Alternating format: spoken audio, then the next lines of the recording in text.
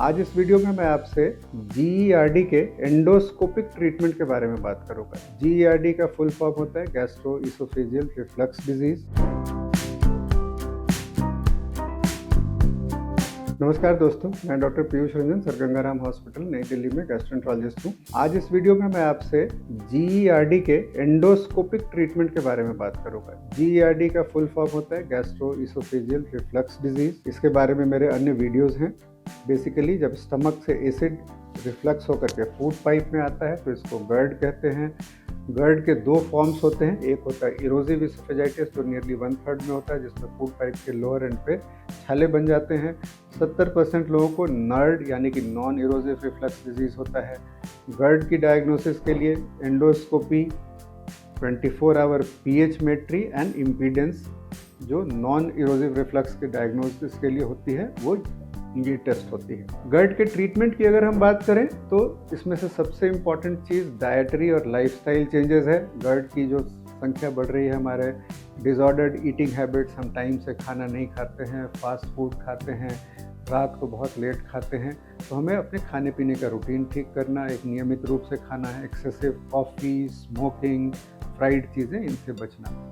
दवाइयों के तौर पे proton pump inhibitor, pantoprazole, rabeprazole, ये दवाइयाँ हैं जो काफ़ी दिनों से अवेलेबल हैं और बहुत इफेक्टिव हैं। और अब नई दवाइयाँ हैं जिनको हम कहते हैं PCABs, वोनोप्राजोन, टेगोप्राजोन, फेक्सोप्राजोन, ये हैं जो इनसे भी ज़्यादा स्ट्रॉन्ग दवाइयाँ हैं और उनकी ज़रूरत कुछ कम लोगों में पड़ती है। तो अगर ये दवाइयाँ इतनी इफेक्टिव हैं और लाइफस्टाइल के बाद भी कौन से वो लोग हैं जिनको एंडोस्कोपी के ज़रिए ट्रीटमेंट में ज़रूरत पड़ेगी? देखिए, जो मैंने शुरू में बताया, इरोजिव डिजीज़ अगर है, इरोजिव रिफ्लक्स डिजीज़ अगर है जिसमें फूड पाइप में छाले हैं, इरोजिव रिफ्लक्स का एक क्लासिफिकेशन होता है जिसको हम लॉस एंजलिस क्लासिफिकेशन कहते हैं, संक्षेप में LA A B C D होता है। तो अगर हम LA C और D की बात करें जिसमें फूड पाइप में छाले बहुत ज़्यादा हों, तो ऐसे लोगों को हम कहते हैं कि इनको लाइफ लॉन्ग मेंटेनेंस थेरेपी की ज़रूरत होती है दवाइयों के तौर पे। तो ये जो दवाइयाँ मैंने आपको बताई, PPIs और PCABs, ये बहुत ही इफ़ेक्टिव दवा हैं।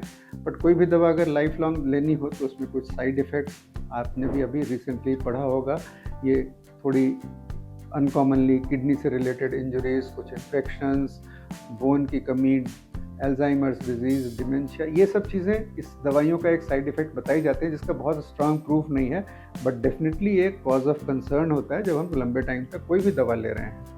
तो किसी को भी अगर 6 महीने से ज़्यादा एसिड सप्रेसिंग मेडिसिन की ज़रूरत पड़ रही है तो हम उसको एक ऑप्शन देते हैं कि आप, और साथ में इरोजिव रिफ्लक्स डिजीज़ हो तो हम कहते हैं कि आप सर्जरी के बारे में सोच सकते हैं। नॉन इरोजिव रिफ्लक्स डिजीज़ में जनरली सर्जरी की ज़रूरत नहीं पड़ती है क्योंकि ये ऑन डिमांड थेरेपी, जब प्रॉब्लम हो तब दवा लेनी चाहिए।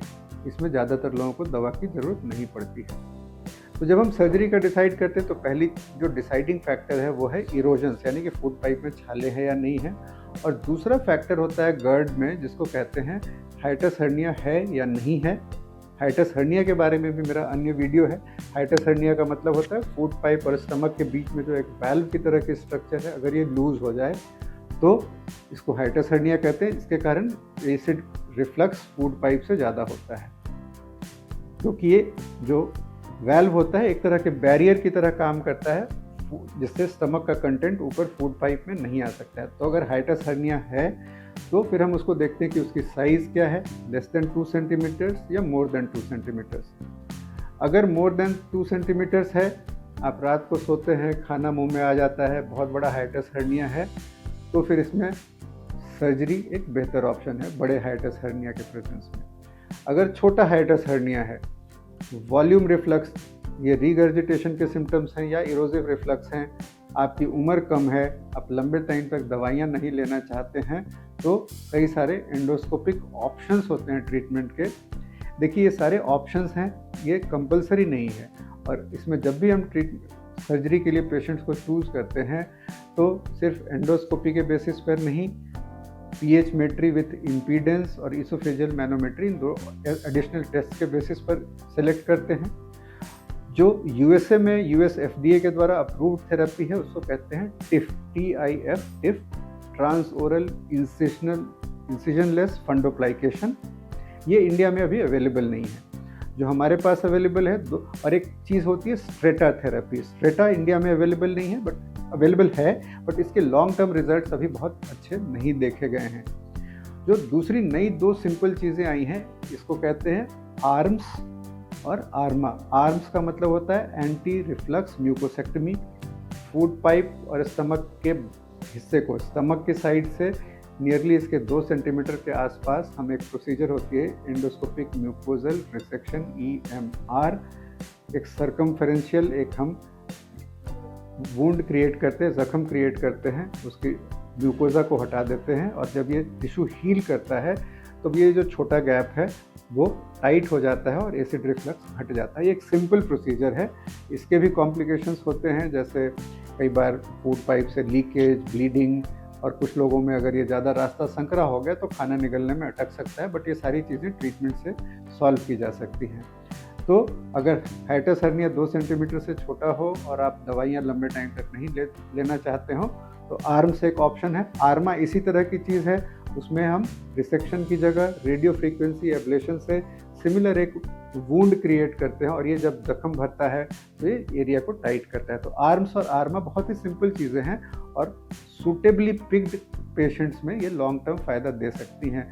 लॉन्ग टर्म में हमारा मतलब है कि अगर हम बात करें तो 3 से 5 साल तक अगर 80 से 90% लोग ठीक चल रहे हो, बीच बीच में कुछ लोगों को वापस इसमें दवाइयों की ज़रूरत पड़ जाती है। तीसरी चीज़ है एक गर्डेक्स। गर्डेक्स एक ऐसा डिवाइस होता है जिसमें हम एक बैरियर क्रिएट करते हैं फूड पाइप और स्टमक के बीच में, और जिससे एसिड का रिफ्लक्स ऊपर जाने से रुकता है। ये एक इम्प्लांट की तरह होता है जो फूड पाइप और स्टमक के बीच में लग जाता है। ये भी इंडिया में अवेलेबल है। ये चीज़ें बहुत पॉपुलर नहीं हैं क्योंकि इसका विकल्प सिंपल दवाइयाँ हैं और हमें इसके लॉन्ग टर्म यानी कि 10 साल के बाद क्या होगा इसके बारे में बहुत लार्ज नंबर ऑफ पेशेंट्स के बेसिस पे जानकारी नहीं है। बट हाँ, मीडियम टर्म में 3 से 5 साल में ये काफ़ी इफेक्टिव चीज़ होती है। तो जैसा मैंने बताया, ये ऑल्टरनेटिव्स हैं, ये कंपल्शन नहीं है कि आप ये करें। और जब भी हम कोई एक विकल्प चुनते हैं तो हमें उसके फ़ायदे, नुकसान, प्रोज एंड कॉन्स को समझ करके डिसीजन लेना चाहिए, ना कि सिर्फ इस बेसिस पर कि हमें हाइटस हर्निया और हमें कराना है। बड़े हाइटस हर्निया के लिए सर्जरी एक बेहतर ऑप्शन है। लैप्रोस्कोपिक फंडोप्लाइकेशन बहुत ही आसान ऑपरेशन है और लॉन्ग टर्म इसके रिजल्ट्स भी अच्छे हैं।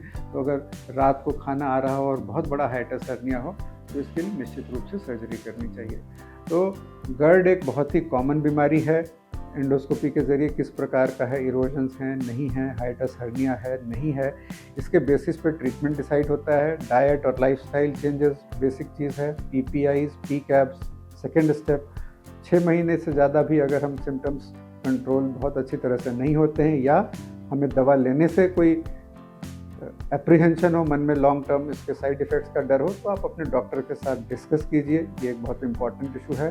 ब्लाइंडली सर्जरी के लिए मत जाइए। कोई गर्ड से इमीडिएट लाइफ थ्रेटनिंग चीज़ नहीं होती है। लॉन्ग टर्म में जो कॉम्प्लिकेशंस होते हैं और क्वालिटी ऑफ लाइफ, 2 चीज़ों के लिए सर्जरी हम करते हैं ताकि आप दवाइयों से भी बचें, साइड इफ़ेक्ट ना हो, और इसके कॉम्प्लिकेशंस जैसे इसोफेजियल एडिनोकार्सिनोमा, ये सब चीज़ों को प्रिवेंट करने के लिए ये सर्जरी या जो एंडोस्कोपिक प्रोसीजर्स होती हैं वो कारगर होते हैं। ये एंडोस्कोपिक प्रोसीजर्स अब इंडिया में काफ़ी सेंटर्स में अवेलेबल हैं, तो आप किसी भी ऐसे सेंटर में जा कर के एक गैस्ट्रोएंटरोलॉजिस्ट से इसके बारे में डिस्कस कर सकते हैं। इस वीडियो में दी गई जानकारी अगर आपको अच्छी लगे तो अपने फैमिली मेम्बर्स और फ्रेंड्स से शेयर कीजिए। धन्यवाद।